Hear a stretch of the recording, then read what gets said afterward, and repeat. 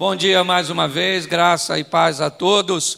Para você que pode estar conosco, de forma presencial, apesar de todas as restrições, as limitações que tem por propósito resguardar a saúde de todos, e você também que está conosco de forma remota aí na internet, participando conosco, você também faz parte deste culto, deste momento. Simonton é mais que um amigo, é um irmão, é uma família preciosa demais, a família deste moço, um ministério abençoado, e eu não podia ficar de fora, até porque ele é mais velho que eu, ele não pediu para eu vir, ele mandou eu vir, certo? Pra você ter noção, eu perguntei à minha mulher se eu deveria vir, ela falou não, e eu vim assim mesmo. Já deu para sentir que, então eu fico muito feliz. Bom, gente, no meio de tudo isso que estamos vivendo, inevitavelmente, a igreja tem um dos papéis cada vez mais importantes, Primeiro porque a cada dia que passa estamos mais próximos da volta do nosso Redentor, do nosso Salvador, certo? E cada vez que passa a urgência se estende cada vez mais. Mas nesse ambiente onde o medo tomou conta, a insegurança tomou conta, eu estava agora saindo do Rio de Janeiro e uma família estava indo viajar e o marido estava acalmando a esposa que estava chorando, só porque estava no aeroporto no meio de muita gente. Então, mais do que nunca, a igreja traz uma mensagem de esperança, uma mensagem que Deus continua, onde sempre esteve, no trono de sua glória e no controle de todas as coisas. Não foi a primeira adversidade que a humanidade enfrentou e não será a última, mas nós sairemos deste ambiente, vencedores, como sempre saímos, para a glória do nome do Senhor. Amém? Então, eu quero conversar um pouco com vocês da direção, eu quero pegar um pouquinho com vocês do início da Bíblia, para mostrar para vocês na mão de quem nós estamos e que tipo de informações o nosso Deus nos ofereceu, para que nós pudéssemos permanecer de pé, enfrentarmos as adversidades, certo? Superarmos as crises.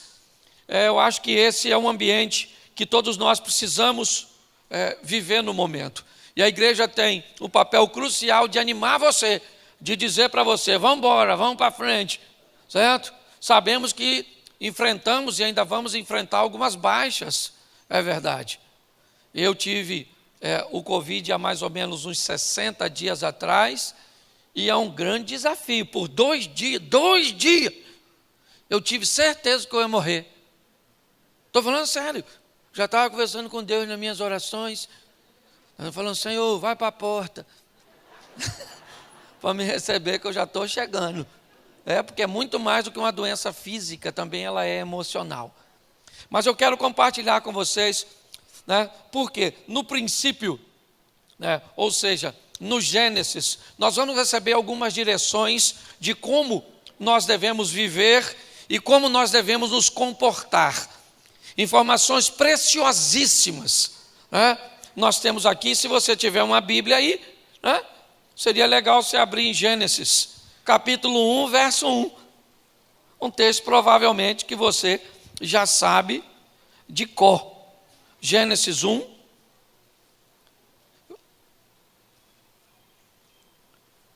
verso 1, amém? Diz assim, no princípio criou Deus os céus e a terra era sem forma e vazia, e havia trevas sobre a face do abismo. E o Espírito de Deus se movia sobre a face das águas. E disse Deus, haja luz, e houve luz. E viu Deus que a luz era boa, e fez Deus separação entre a luz e as trevas. E chamou a luz de dia e as trevas de noite, e foi a tarde e a manhã do dia primeiro. E disse Deus, haja expansão no meio das águas, haja separação entre as águas. Feche seus olhos neste momento, feche a sua Bíblia não. Senhor nosso Deus e Pai, em nome de Jesus, continua falando conosco, usa-me como um canal de bênção, pelo poder do nome de Jesus, amém, glória a Deus, amém? Preste atenção, porque Primeiro nós vamos, no início, descobrir quem é que nós servimos.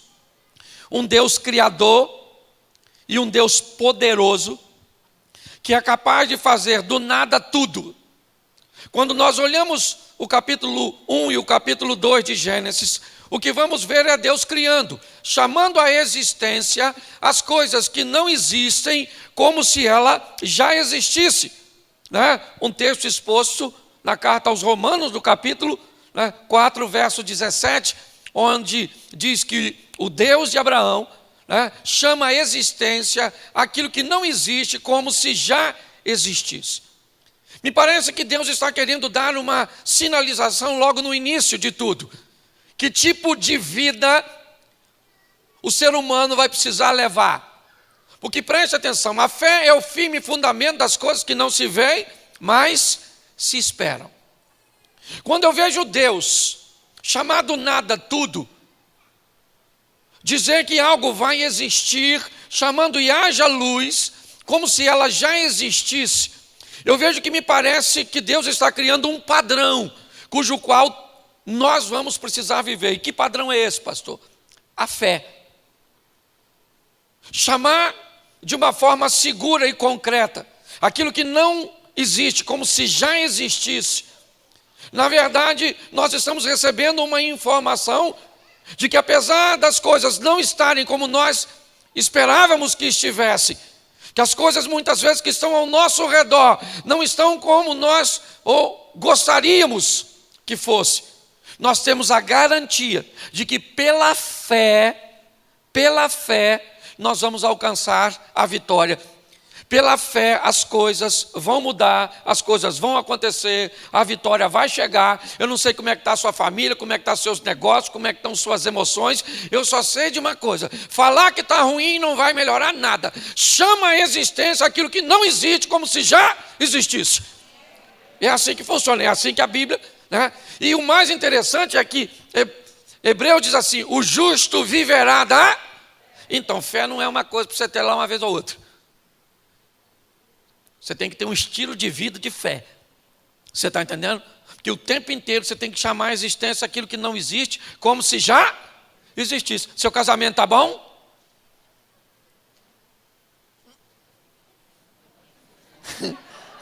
Estava falando de coisa tão boa. Eu vou começar a falar de casamento. Seu casamento, pastor, meu casamento está uma droga. Querido, desintoxica. Vai fazer um processo de desintoxicação. Não adianta você falar que está ruim. Pastor, estou sem dinheiro. Pastor, estou triste, estou cansado, estou desanimado. Melhora? Não. Então chama a existência. A felicidade vai chegar até mim. O meu casamento vai ser o melhor casamento. Certo? Meus filhos serão os melhores filhos. Meu negócio vai prosperar como nunca prosperou. Eu vou viver uma vida de fé como nunca vivi. Começa a chamar a existência. Chamar para a sua vida. Certo? Aquilo que, pastor, estou mentindo. Não, você está chamando a existência. Certo? Às vezes as coisas não estão muito boas, mas eu aprendi a não chutar contra o próprio gol. Sabe?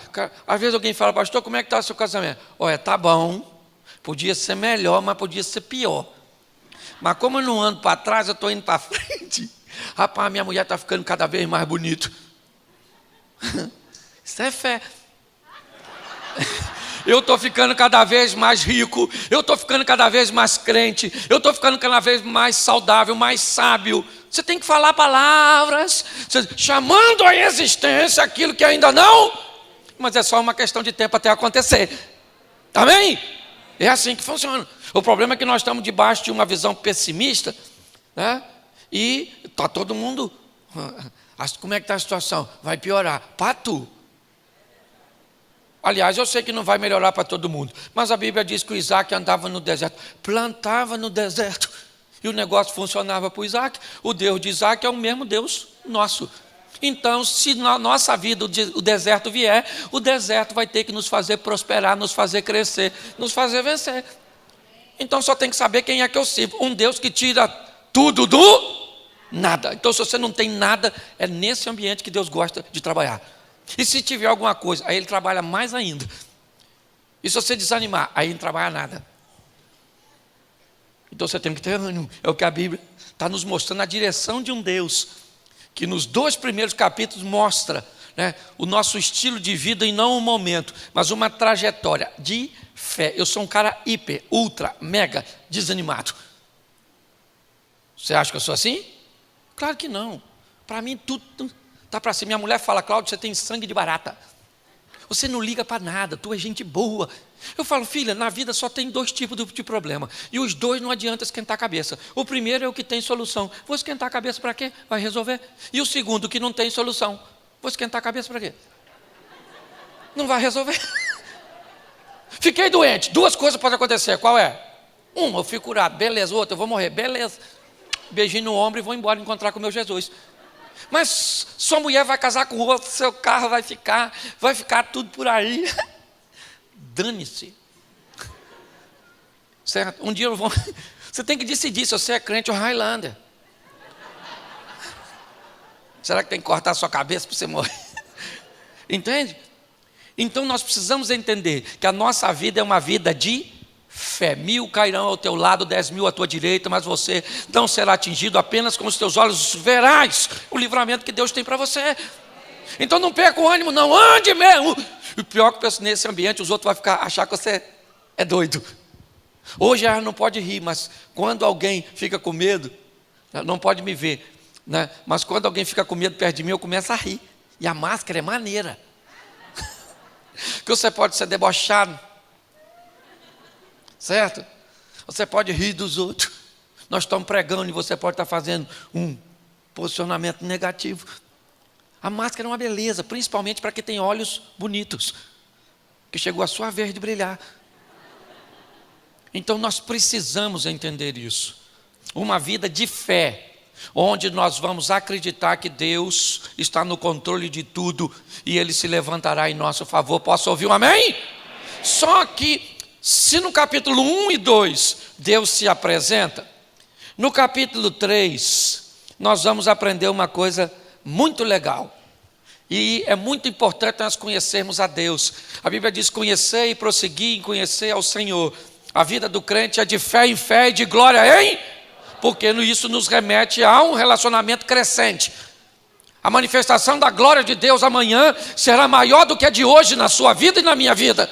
A manifestação de fé que você vai esboçar amanhã é maior do que a de hoje, por causa da sua experiência com Deus. Amém? Isso. Então é maravilhoso nós olharmos os 2 primeiros capítulos da Bíblia e vermos a Bíblia nos apresentando o nosso Salvador, o nosso Criador, o Deus poderoso, o Deus da fé. Mas no capítulo 3, ele vai nos apresentar alguém também muito importante. Sabe quem? O nosso adversário. Porque tem gente que não se dá bem na vida e não vai, porque acredita muito em Deus, mas não acredita no Satanás. Pastor, não pode falar Satanás. Eu falo. Satanás, Satanás, Satanás. Não, você está chamando ele para perto de você. Falar o nome do diabo, não chama ele para perto de mim. Viver em desobediência a Deus é que traz o diabo para perto de mim.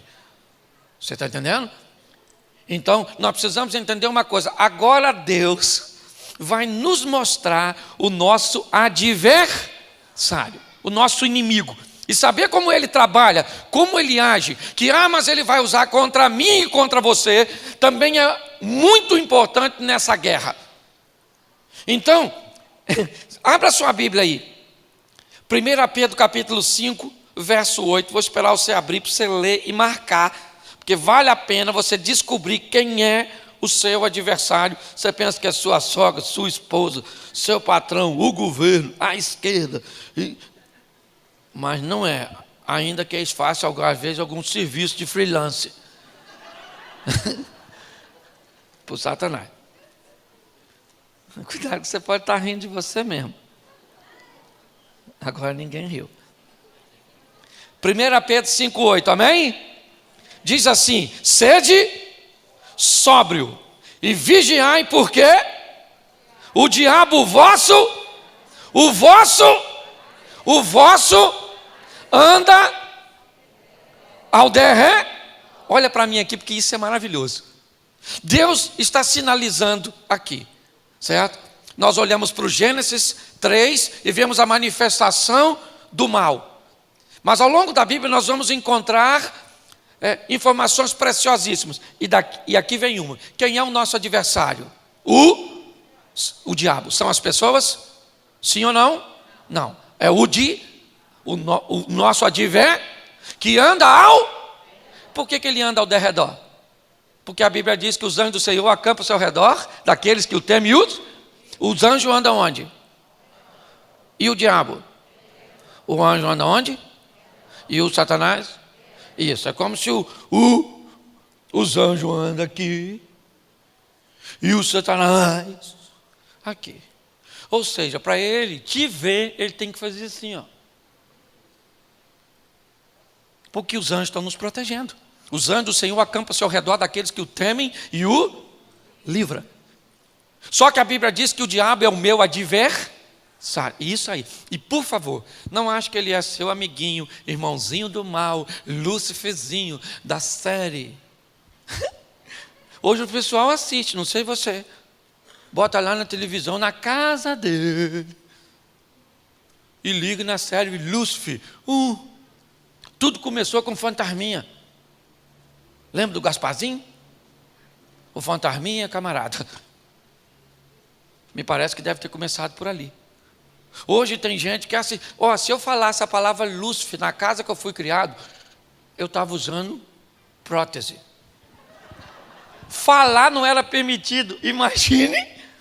Por quê? Porque alguém muito esperto, em algum momento dessa história, descobriu que se colocasse o diabo bonito e maneiro, certo? Era fácil. As pessoas iriam ter uma receptividade.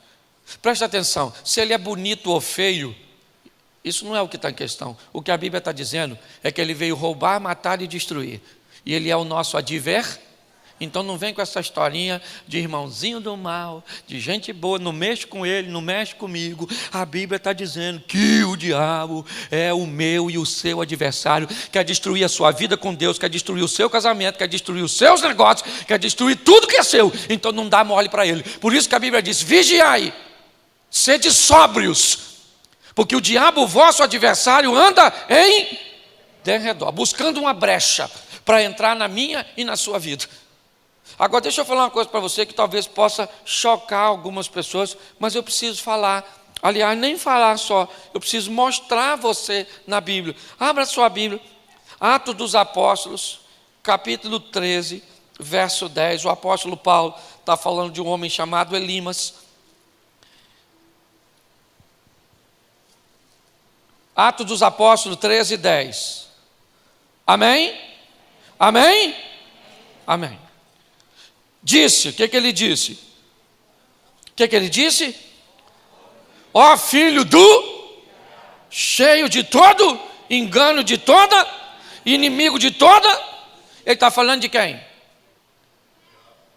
Do diabo. Sim ou não? Na vida de um cara chamado Elimas, eu descobri uma coisa: o diabo tem filho. E ele às vezes a gente vai falar alguma coisa, tem gente que se ofende, mas tem gente que é filho do diabo, sim ou não? Sim, quando replica o que ele faz, quando replica seus valores, suas ideologias, é assim que funciona. Nós vamos que entender que olha só, todas as vezes que uma pessoa se aproxima de você, antes de se preocupar com quem ela é, descubra quem foi que enviou.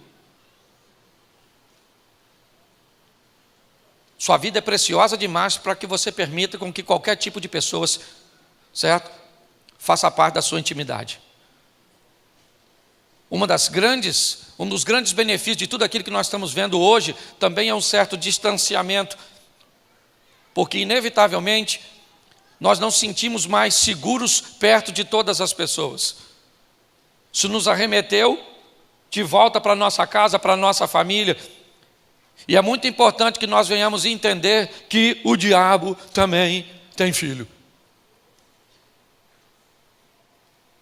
Ou seja, pessoas cujas quais ele pode usar quando quer, do jeito que quer, porque a sua prática de vida acaba definindo que tipo de paternidade Ele tem. O próprio Jesus descreveu isso quando alguém estava dizendo que sua mãe e seus irmãos estavam à porta. E ele disse: quem são minha mãe, ou quem é minha mãe e meus irmãos, senão aqueles que fazem a vontade do meu Pai. Então nós definimos de quem somos filhos quando resolvemos que postura vamos tomar. E é assim que funciona. Eu tenho um sítiozinho lá em Xerém, só para você entender isso. E eu gosto de cachorro, eu tenho 5 cães lá. E eu procuro tratar dos cães da melhor maneira possível, mas eu estou praticamente encostado numa floresta. Então, inevitavelmente, eu não mantenho os cães presos o tempo todo. Volta e meio, eles acabam entrando onde não deve. Certo? Eu já cansei de avisar. Às vezes eu chego de manhã, converso com eles. Vocês têm ração, comida, tudo aqui, canil. Para que ir lá? Lá tem um filho de um diabo, umas capivaras, uns cachorros do mato, certo? Que vão atacar. Pois é, eu tenho um cachorro lá por nome Lourinho. Semana passada, Lourinho furou o cerco dos anjos e escapou para viver em ambiente do derredor. Conclusão: Lourinho está com a ferida desse tamanho, porque um bicho que eu não sei o que é, mas deve ser um filho do diabo, atacou Lourinho. Precisava ter atacado, sim ou não? Sim ou não? Se ele ficasse onde estava coberto, onde estava protegido, tinha acontecido? Mas ele resolveu ir lá fora. A Bíblia está nos dando um grande alerta aqui. Os anjos do Senhor acampam-se ao redor daqueles que o temem, mas ao derredor tem alguém que querendo matar, roubar e destruir. Quem é ele? O diabo, o nosso adversário, buscando uma ocasião. É isso que nós vemos. Então eu preciso conhecer a Deus, sim, mais do que tudo nessa vida, mas eu também preciso saber quem é o meu adversário e que armas. E agora a Bíblia vai nos mostrar isso de uma forma muito clara. Algumas coisas que quando observamos, nós vemos as armas que o inimigo usou ainda no Éden. E que continua usando ainda hoje. Para quê? Para tirar os filhos de Deus do caminho do Senhor. Para destruir, para trazer infelicidade, para trazer separação, discórdia. E tudo isso que nós estamos vendo. Então não se engane. E volto a expor aqui. Seja extremamente seletivo de quem você permite estar perto da sua casa, perto do seu casamento, perto do seu ministério, perto dos seus negócios. Porque o diabo não está brincando de ser diabo. Ele tem agido de uma forma muito intensa para destruir as vidas e as pessoas. Mas é importante nós darmos uma olhada em algumas coisas que ele pode se aproveitar e nos distanciar de Deus. Abra sua Bíblia, por favor. Gênesis capítulo 3, verso 6. E preste atenção numa arma muito usada ao longo de toda a história, certo? Inclusive hoje, contra mim, contra você, contra os nossos filhos, contra o nosso cônjuge, contra todos.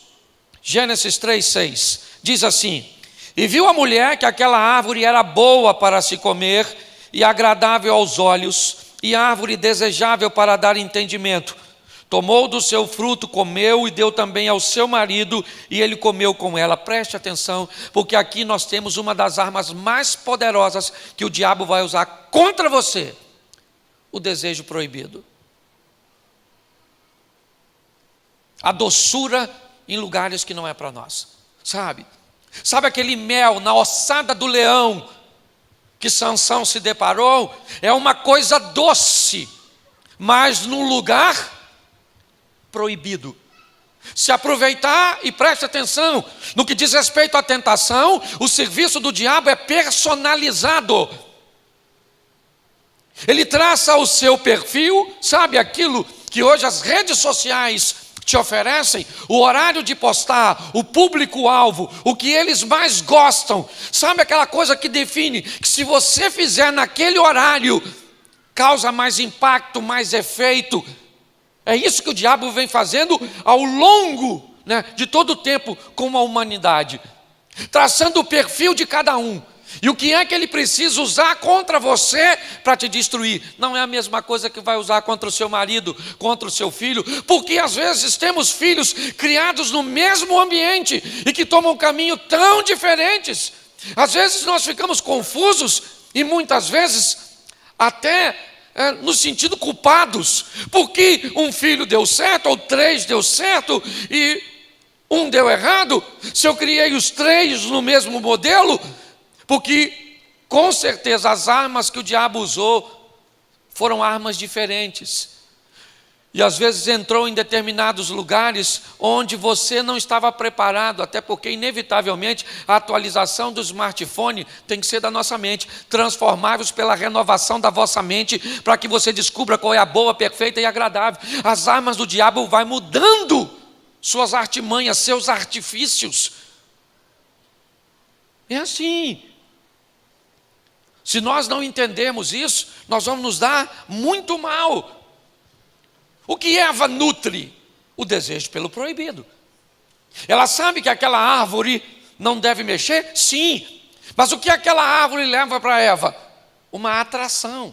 Aquilo a atrai. O cheiro. A cor do fruto. Sabe?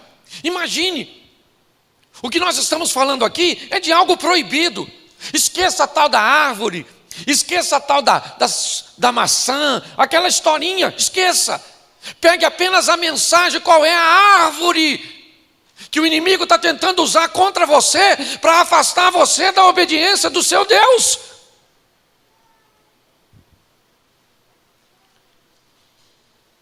Porque o desejo proibido ainda continua lá, e diga-se de passagem, pior, cada vez menos,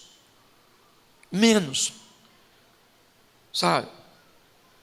Nós temos alguém para cujo qual nós podemos abrir o nosso coração para falar de nossas tentações, de nossos desejos. Ninguém vai me convencer de que Eva olhou pelo fruto, ou para o fruto, ou para a situação, como queiram, pela primeira vez, foi lá e fez. Não. Ela olhou, sabia que era proibido, se sentiu desconfortável provavelmente com a situação, mas guardou para si. Passou em outra situação, olhou para aquele ambiente, sabia que ele era proibido, desejou o proibido, mas guardou para si. E todas as vezes que ela não tem com quem compartilhar, preste atenção, aqui nós estamos olhando para um ambiente, né?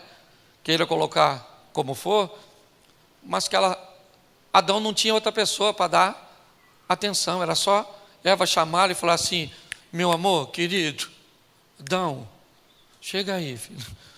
Estou passando perto daquela árvore, Adão, que vontade de comer. Viu aquele fruto madurinho, Adão? Aquilo deve ser bom.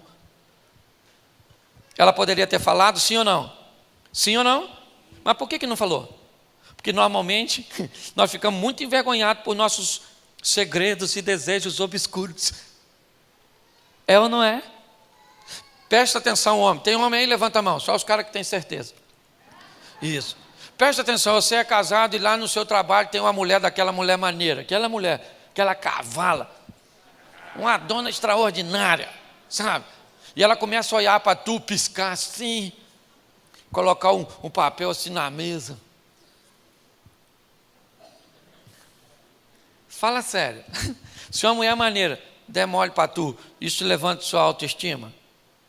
Não fala nada, que sua mulher está aí. Eu não vim aqui arrumar confusão. Claro que levanta!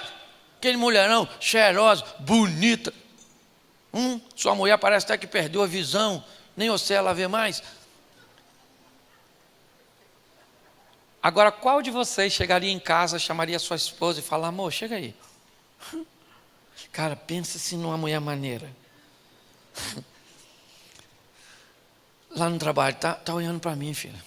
Eu sou casado, eu te amo. Mas eu estou gostando.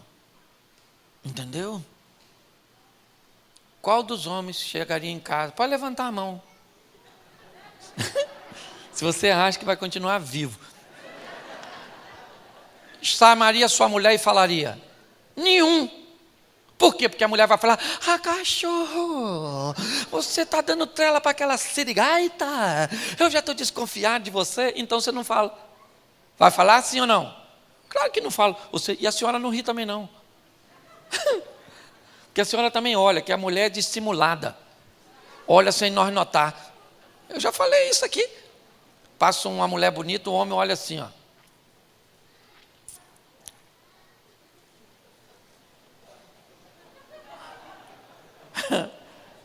Caraca, irmão. Deus foi bom para alguém, hein? Tem mulher que até belisca o marido, porque esquece que está do lado da esposa. Você pode vir com a sua esposa, vem um homem bonito de lá, ela está de mão dada com você, ela vai olhar para ele, vai comparar ele com você, vai reprovar você, e você vai nem notar. Dificilmente você vai ver um homem passar e uma mulher fazer assim, ó. Porque ela já viu tudo que... Você está rindo? Mas o assunto é muito sério. Então, desejo, certo? Proibido, todo mundo tem. Todo mundo tem. Levanta a mão quem não tem. Agora eu vou fazer uma pesquisa de campo. Quem não tem, fora as crianças, que não sabem o que eu estou falando, tem assim uns desejos obscuros, uns troços que você fica assim, pastor. Vai que Deus revela, vai dar uma confusão aqui nesse culto da manhã. Todo mundo tem, meu irmão. Não vem com essa conversinha não. Está brotando asinha aí nas suas costas. O segredo não é o que você sente, sim o que você faz com aquilo que sente. Aprenda a controlar suas emoções. Saber que o proibido não é lugar para você. E pior, são aqueles que vão para o proibido e depois ainda não se arrependem. Não. Você quer ver? Um camarada do proibido. O Davi. Olhou para Batseba, tomando banho. Caraca, mano. Mandou um... Vai lá e vê quem ela é. É casada. Casada, hein, irmão? Casada, adultério, né? O Moisés escreveu: não adulterarás. Mas sim, se ela tiver viúva, só que eu vou pegar primeiro e matar o marido depois. Era proibido, sim ou não? Sim ou não? Sim. Porque qualquer um, até quem tem um coração segundo o Senhor, tem que enfrentar suas mazelas. E o diabo vai... O que é o seu proibido, pastor? É uma pornografia. Pastor, não é não. É a fofoca, pastor. Vida alheia. Eu nasci para ser repórter. Como não caminhei por ramo, presto um serviço social. Exposição da vida alheia. Sim. Dá uma olhada. Qual é o seu proibido? Descubra o que é a sua árvorezinha, porque todo mundo tem. A árvorezinha da Eva e do Adão. Não fica me olhando com essa cara de dissimulado, não. Que eu sei que você tem. E se olhar para mim com cara que não tem, eu vou pedir a Deus agora para me dizer o que é. E eu vou falar para você. Certo? Então entenda bem, desejo pelo proibido. O Acã teve desejo pelo proibido, o Davi teve desejo pelo proibido. Então, você acha que o José não estava afim da mulher do Potifar? Olha só, quando a mulher do Potifar dava mole para o José, sabe o que o José falou? Ó, dona, a senhora é uma mocreia, não gostei da senhora. Ainda, não, ele falou: falar uma coisa para a senhora é maneira, mas o patrão disse que eu não posso mexer. Olha só, o que ele está dizendo é: se o patrão deixasse, o que indica que havia algum tipo mas porque era proibido, precisava ser reprimido. E Deus vai te dar força para vencer o proibido, para andar numa vida de santidade, porque é na santidade que Ele vai cumprir tudo aquilo que disse na sua e na minha vida. Ah, pastor, não dá para ser santo. Ser santo não dá, mas dá para entrar no processo de santificação, onde nós vamos melhorando a cada dia. Isso, entendeu? Nós só vamos ser santos quando recebemos um outro corpo, um outro nome. Mas até lá a gente controla. Então cuidado com o seu proibido. Descubra qual é a árvore que o inimigo vai usar para atrair você primeiro para perto, depois com nível de atenção, até então você fazer uma abordagem e cair num ambiente de desobediência. Então Deus está dizendo: Vocês vão viver pela fé, aquilo que ainda não existe ou está diante dos seus olhos, mas está no seu coração e você vai falar a respeito disso. Mas descubra, certo, que esse é o padrão de vida. O justo viverá da fé. Mas há um contraponto nisso, um adversário que vai lutar para que isso não aconteça e você não vença. E o que ele vai usar? Seus filhos, como eu mostrei a você. O que ele vai mostrar? Que por mais bonito que ele se apresente, seu propósito é roubar, matar e destruir. E a primeira arma que ele vai atrair, fazer para nos atrair é o desejo proibido. É aquilo que é bom, mas não é para nós. Está no local, certo? Proibido, como Sansão caiu naquele mel, naquela doçura, certo? No meio de uma ossada. Segundo, aí se você está com sua Bíblia aberta, é só mudar um versículo, Gênesis 3:7. Então foram abertos os olhos de ambos e conheceram que estavam nus, e coseram folhas de figueira e fizeram para si aventais. Olha para mim agora, porque um dos segundos artifícios do inimigo é fazer com que você busque em você mesmo a solução para aquilo que você está enfrentando. O texto está dizendo que após eles terem desobedecido, após eles terem se apropriado daquilo que não devia, ter cedido o apelo do proibido, eles agora têm um nível de sentimento e eles querem resolver isso. Muitas coisas que nós fazemos de errado, nós podemos corrigir. Nós gastamos mais do que ganhamos. Basta fechar a porta dos gastos durante um período e traçar um plano econômico que já já nós vamos sair da dívida. Nós criamos um ambiente conjugal extremamente ruim, tóxico, desagradável.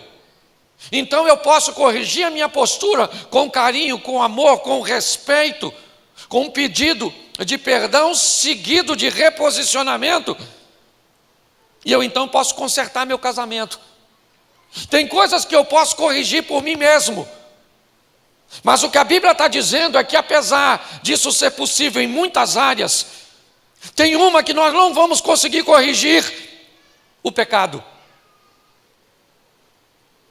Nós não temos como coser ou criar um ambiente, criando, por exemplo, o que muitos acham que funciona, que é uma lei de compensação. Eu fiz isso aqui de errado, mas eu dou 50 cestas básicas para uma casa, um abrigo.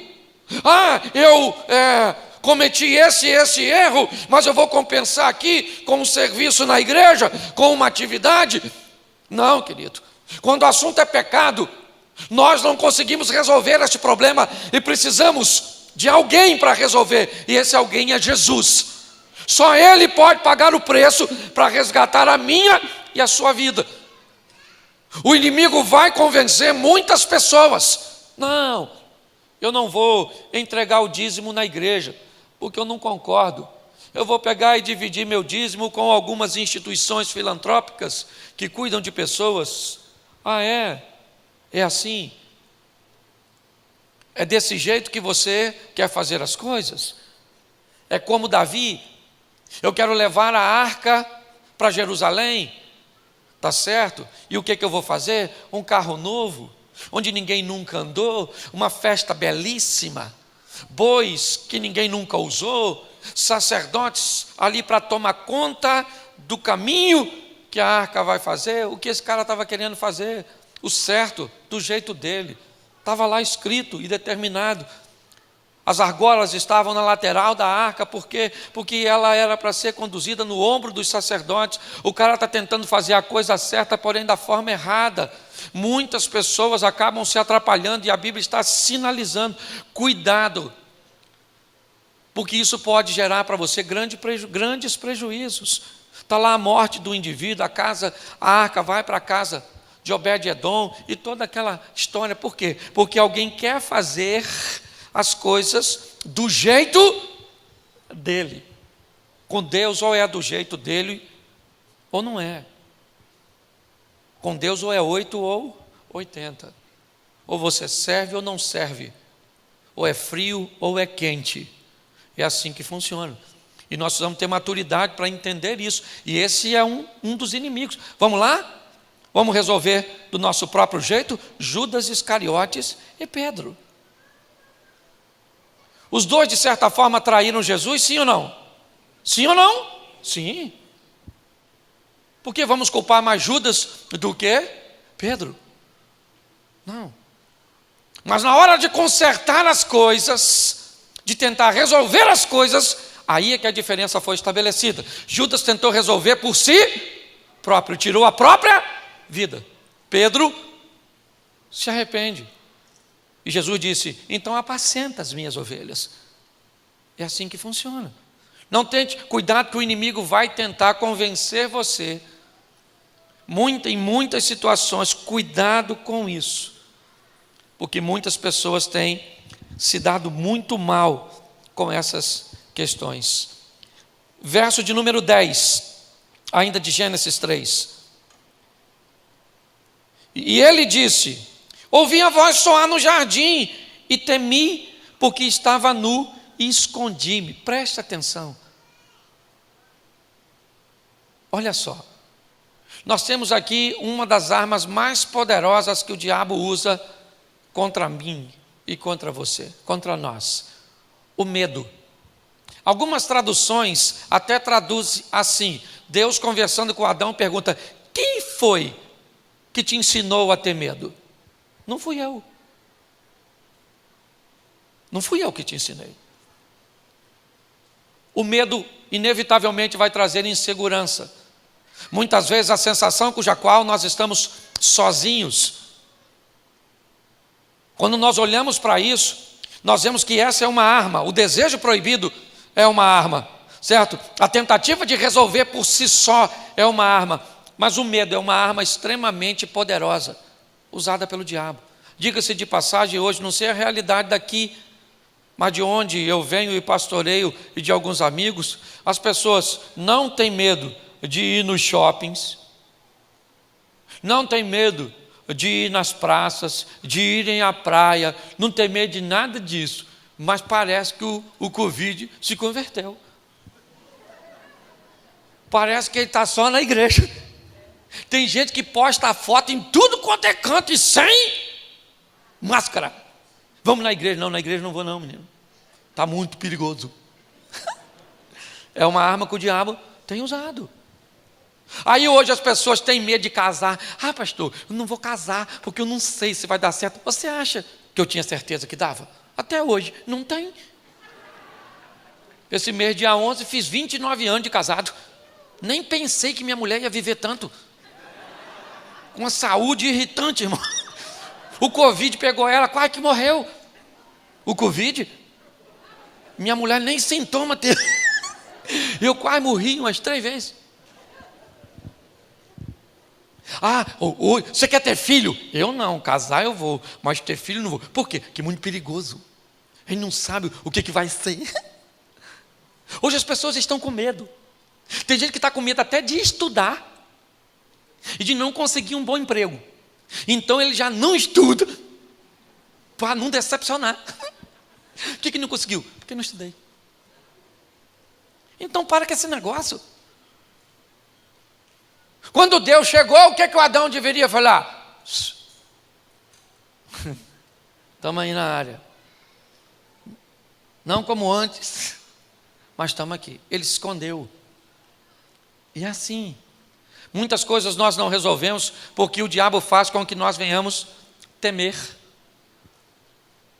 Ter medo de falar a verdade, ter medo de ser fiel financeiramente. Tenho medo de casar, medo de fazer isso, medo de investir, medo, é o medo tomando conta. Aqui ele é introduzido e o diabo vai se aproveitar dele, vai se aproveitar. Vocês sabem, a grande maioria já está acostumada a me ouvir. Eu tenho medo de avião, medo.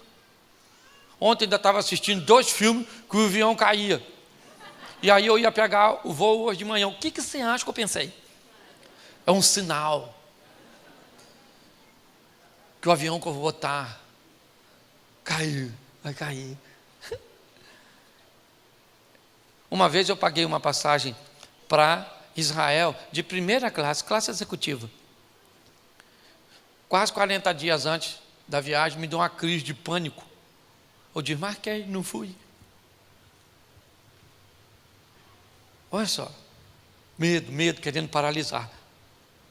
E o que é que eu faço com medo? Eu controlo, porque Deus precisa de um avião para me matar. Eu posso cair estatalhado aqui agora. Não escuta não. Vai que Deus escuta e eu caio. Deixa eu te dizer uma coisa. Medo, cuidado. Quem é solteiro aqui? Levanta a mão, os solteiros. Pode levantar que eu não faço brincadeirinha não. É porque tem gente que não levanta, porque eu digo, nossa, fica em pé agora que alguém vai te ver. Eu quero que você se esconda, para ninguém te ver. Solteiro, não tenha medo de casar. Casado, não tenha medo de ter filho, não tenha muito também não. Entendeu? Que esse negócio de crescer e multiplicar, vai devagar nesse negócio. Porque tem gente que vai assim, ó. Certo? Tem menina que engravida à toa. Então vai devagar. Mas não tenha medo não. Não tenha medo de estudar, não tenha medo de ser fiel, não tenha medo de arriscar. A vida é perigosa, gente. Perigosa! Entende? E isso é que é maneiro. Indiana Jones. Sim ou não? Sim, gente. Eu brinco sempre com isso. Tem gente que entra no meu gabinete para contar a sua história. Parece uma saga. Está contando.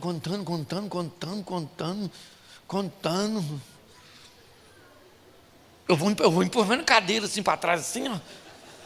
Nossa. Já tem outros que é um drama.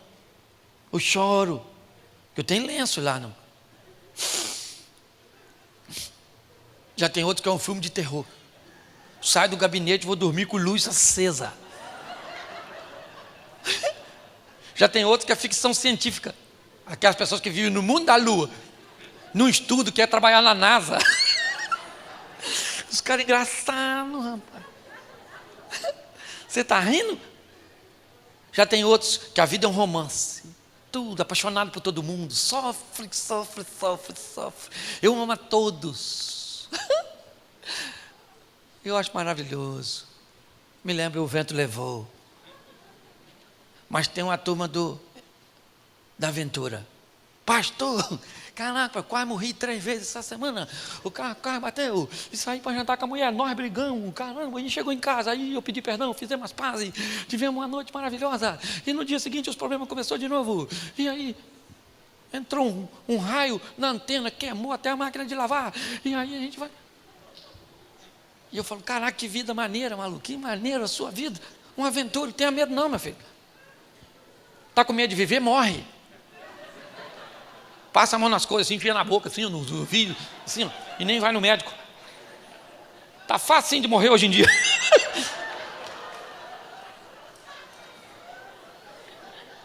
Para com esse negócio de medo. O nosso Deus é Deus de poder, amém? É isso aí, então para com essa palhaçada. Deixa eu adiantar aqui, que senão eu falo demais. Oh, meu Deus. Preste atenção nesse versículo que eu vou te dar agora.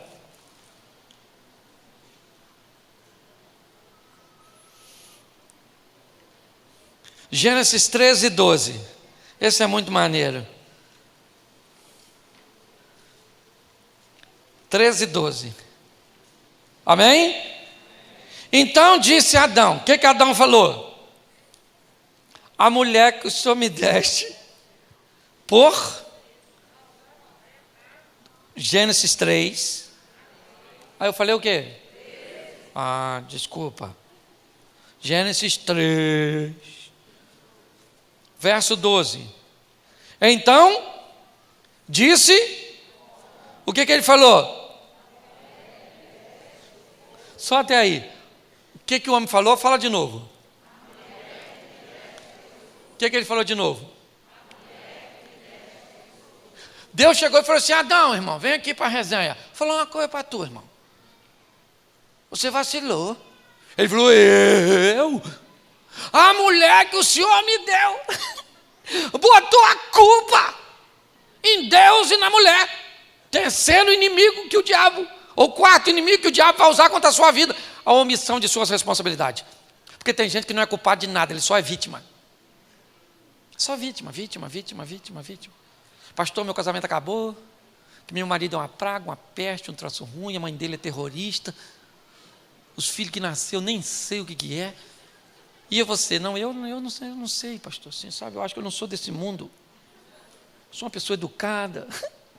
Eu aprendi uma coisa, aconselhando gente. Se você ouvir só a versão do lobo, do Chapeuzinho Vermelho, o lobo sempre vai ser mau. Se tem uma coisa que você tem que ter, é responsabilidade com aquilo que você fez.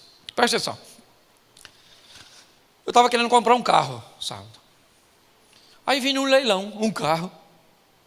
Estava mais ou menos aí, uns 30% mais barato, mas era um leilão de carro recuperado, mas por falta de pagamento. E esses carros vão a leilão. Fiquei maravilhado com ele. Olhei o carro e falei, esse é. Fui lá e dei um lance. Não consegui comprar. Feliz. Fiquei. Fui pregar na Bahia. Umas 2 semanas depois. E estava lá olhando o mesmo leilão, quando de repente me deparei com um carro que eu tinha comprado há 2 semanas atrás, de novo vendendo. Eu só conheci por causa da foto, porque não tem placa, mas tinha uns negócios lá dentro. E eu falei, fraude, caí num golpe. Liguei para Paulão, passou lá no Rio, e expliquei, ele falou, espera aí que eu vou ligar para um sobrinho meu que é leiloeiro. Me manda aí o nome do leiloeiro, do leilão. Aí ele me liga depois, Cláudio, perdeu. Perdeu porque é uma fraude. Gente. Liguei para o meu gerente. Falei com ele, rapaz, sabe o que nós fizemos? Ih, pastor, perdeu. Porque esse estelionatário, assim que coloca o dinheiro lá, ele saca. Mas vai para a delegacia fazer uma ocorrência. Cheguei lá, conversando com o detetive falou assim, aí Cláudio, perdeu. Porque eu nunca vi isso. Você não vai reaver esse dinheiro em volta. Já era. Aí fui orar, né, gente? Porque a gente é igualzinho os discípulos. Lá vem a tempestade, joga as coisas fora. E cadê? Vai afundar. Jesus. Ao invés de chamar ele primeiro, a gente chama por último. Aí eu fui lá e falei, Senhor, eu vou fazer uma oração aqui para o Senhor. Mas só para a gente conversar já assim, se for para falar perdeu, nem precisa responder, que eu vou entender que o silêncio, na verdade, é a tradução do perdeu. E falei com ele, falei, Senhor, ó, meu dinheirinho é suado, eu não estava com ganância, o carro nem tão barato estava assim, era o modelo que eu queria. Agora devolve não, me dá. Aí o dinheirinho, poxa. Eu liguei de novo para o gerente, que eu já estava desesperado.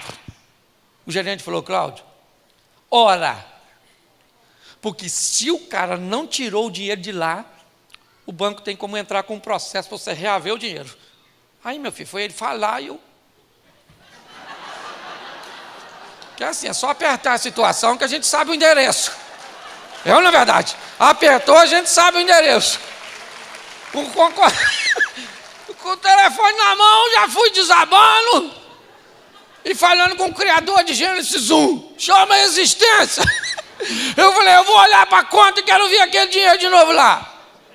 No dia seguinte, o cara me ligou e falou, Cláudio, você é um homem de fé. O dinheiro está bloqueado, daqui um dia vai ser transferido, mas eu vou... Quem foi o jumento que comprou o carro? Pode falar. Eu vim preparado nessa manhã. Sou eu. Eu mostrei para meu filho falou assim, ô pai, está na cara que isso é falso. Eu falei, meu filho, eu não perguntei nada a você, que eu já estou sofrendo. Perguntei nada. Quem foi o culpado? Eu. Quando eu fui orar, eu falei, Senhor, eu sou o que fui eu comprei. O Satanás está em derredor. Nem eu fui lá e nem ele veio aqui. A jumentalidade foi minha. Entendeu? Eu fui o burro. Não vou dar esse crédito para o inimigo. Fui eu. Então vamos resolver eu e o senhor, não vou falar de nada. Agora tem gente que não. Por que sua firma está assim? O governo. a crise, a China. Tu já foi lá? Hã? Por que seu casamento está assim? Ah, pastor, desgastou. Ah, por que... assume a responsabilidade. Fala, eu pequei mesmo, vacilei, fiz, desanimei. Não coloca a culpa, não. Você quer ver? Ah, pastor, o senhor fala isso porque o senhor não sabe. Olha só, hoje tem pessoas que têm uma vida tão fácil. O pai pode dar um carro para ele. Pastor, se eu quiser um carro, eu tenho que trabalhar igual um burro para comprar. Você sabe por que isso acontece? Sabe por quê? Porque o pai ou o avô desse camarada, que hoje pode dar um carro para o filho, fez o que o seu avô e o seu pai talvez não fizeram. E construiu-se uma história. Deus não tem culpa. Para de botar a culpa nos outros, porque o diabo vai usar isso contra você. Você não é culpada de nada. A senhora fala.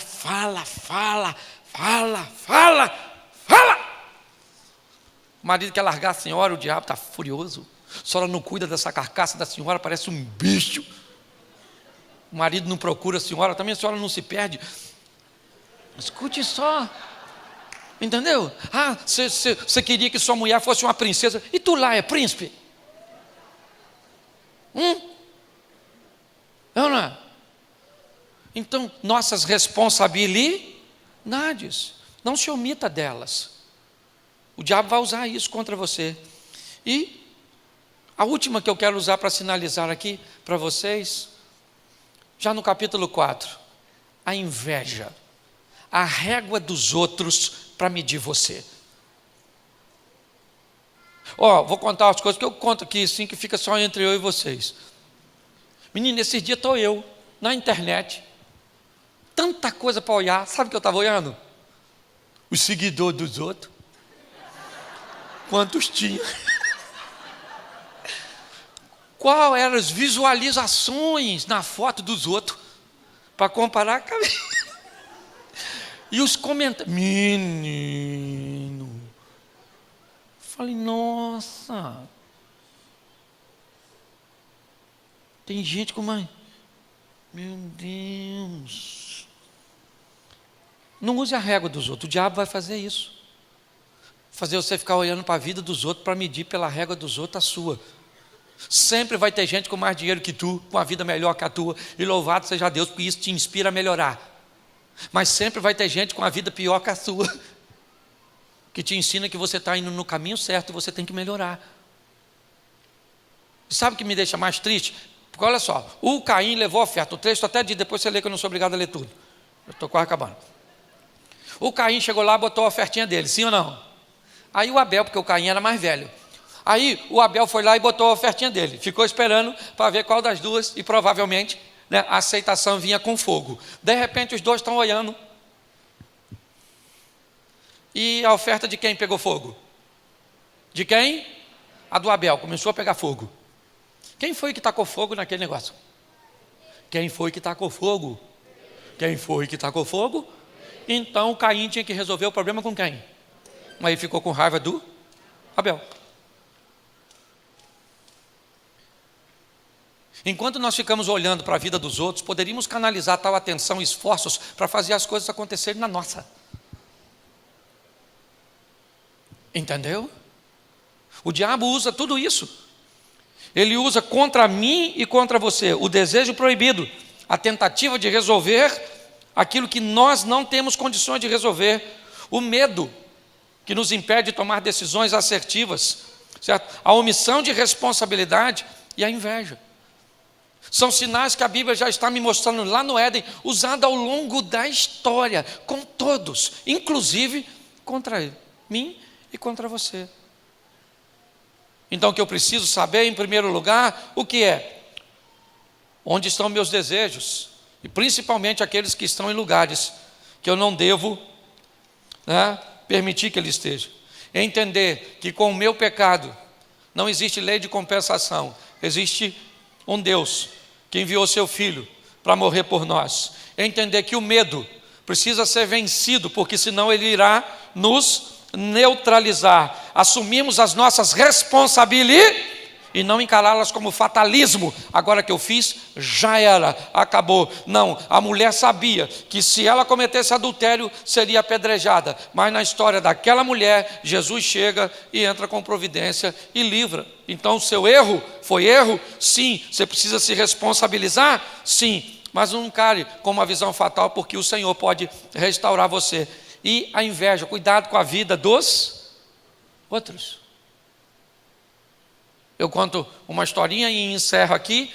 O cara que estava quebrando pedra, estava numa pedreira quebrando pedra assim, ó, e de repente passou num elefante um príncipe que examinando as suas províncias, e ele quebrando pedra no sol quente danado, ele olhou para aquele príncipe, para aquela situação, e falou com Deus: ô Senhor, eu aqui quebrando pedra e o cara andando num elefante, que vida ruim.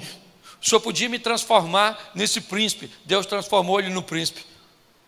Ele tinha que visitar 3, 4 províncias por dia. Andava mais de 8 horas num elefante todo dia. Um sol quente batendo na cabeça dele. Ele falou assim: Senhor, esse negócio de ser príncipe não é bom não. Bom mesmo é ser o sol que queima a gente aqui. Queria ser o sol. Deus falou: então tá bom, você vai ser o sol. E ele queimava os outros. Olha aqui. Até que um dia entrou umas nuvens e ele queria passar, as nuvens estavam na frente. Ele falou: Senhor, eu achei que sol era bom, mas bom mesmo é nuvem, que atrapalha o sol. Queria ser nuvem. Deus falou: então toma, vai ser nuvem. E aí o vento começou a bater nele, carregava ele para lá, carregava ele para cá, carregava ele para cá. Ele falou: Senhor, esse negócio de ser nuvem, a gente não fica quieto. Esse tal de vento empurra a gente para lá, para cá, eu vou até para onde eu não quero. Queria ser vento mesmo. Vento, agora é vento, tenho certeza. Deus falou: então beleza. Transformou ele em vento, até que ele bateu numa pedreira, soprava, e a pedreira estava bem tranquila. Aí ele falou: Senhor, estou até com vergonha, mas o bom mesmo é ser pedreira, porque ninguém faz nada com ela. O vento tenta empurrar e ela fica quietinha. Deixa eu ser pedreira. Deus falou: então toma. Ele está lá, pedreira, bonitão, até que ele escutou um barulhinho assim, fininho. E lá embaixo tinha um cara quebrando pedra. Uma dorzinha. Ele falou: Senhor, esse negócio de ser pedreiro não está com nada não. Eu queria mesmo ser esse cara que quebra pedra. E Deus falou: mas esse era você no começo dessa história. Preste atenção, você não está no lugar errado. Provavelmente você está agindo da maneira errada no lugar certo. Esse é o grande desafio de todos nós. Quando nós olhamos para isso, o que vemos? Um Deus que lá no Apocalipse nos promete algo que acabou de fazer com Adão. Porque ele expulsa Adão do paraíso, coloca uma espada para que ele não coma mais da árvore da vida. Mas lá no Apocalipse, na carta à igreja de Éfeso, ele diz: ao que vencer, dar-lhe-ei de comer da árvore da vida que está no meio do paraíso de Deus. Nós servimos um Deus que, além de ser o Todo-Poderoso, é misericordioso e bom, que nós precisamos como igreja. E é por isso que nós vamos passar e a igreja vai ficar. Por quê? Porque ela trabalha com fé, com a palavra de Deus, acreditando que o melhor da igreja ainda está por vir, acreditando que 2021 vai ser o melhor ano da nossa vida, do nosso negócio, do nosso casamento, da nossa casa, dos nossos filhos. E eu queria que você ficasse de pé nesse momento, desse um sorriso para quem está do seu lado. Ri para ele aí, pois.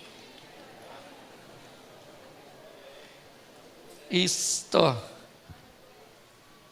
Feche seus olhos. Feche seus olhos.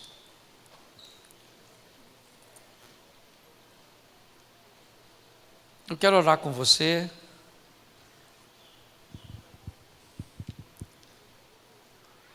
Senhor nosso Deus e Pai, em nome de Jesus eu quero te agradecer, ó Deus, por mais um ano que a missão completa, 24 anos. Eu quero te louvar, ó Deus, porque é um ministério aprovado pelo Senhor, inspirando pessoas, motivando pessoas, a prosseguir, Deus. E esse ano, um ano que começa com os desafios de desconstruir todo esse medo, toda essa instabilidade. Mas que essa palavra, ó Deus, no início do ano, que venha nos motivar a entender que nós só vamos conseguir se vivermos da fé, se reconhecermos que temos um adversário e ele é um opositor à altura, se entendermos que ele pode e vai utilizar os nossos desejos proibidos, as nossas tentativas de resolver por nós mesmos, o medo. Em nome de Jesus, ó Pai, que nós não venhamos nos omitir, que nós não venhamos a nos medir, usar uma ferição, ó Deus, na medida dos outros, e que essa palavra não se perca em nosso coração, que saibamos que quanto mais próximos estivermos de Ti numa vida de fé, muito mais do que vivê-la, nós iremos inspirar outras pessoas. Abençoa o Teu povo, Senhor, nesta manhã, aqueles que estão em casa, ó Deus, aqueles que estão nos hospitais, abençoa, ó Deus, que os recursos possam chegar até ali, em nome de Jesus. Muito obrigado por tudo, Senhor. Continua agindo e trabalhando, em um nome de Jesus. Você pode dizer amém? Amém. Que Deus abençoe.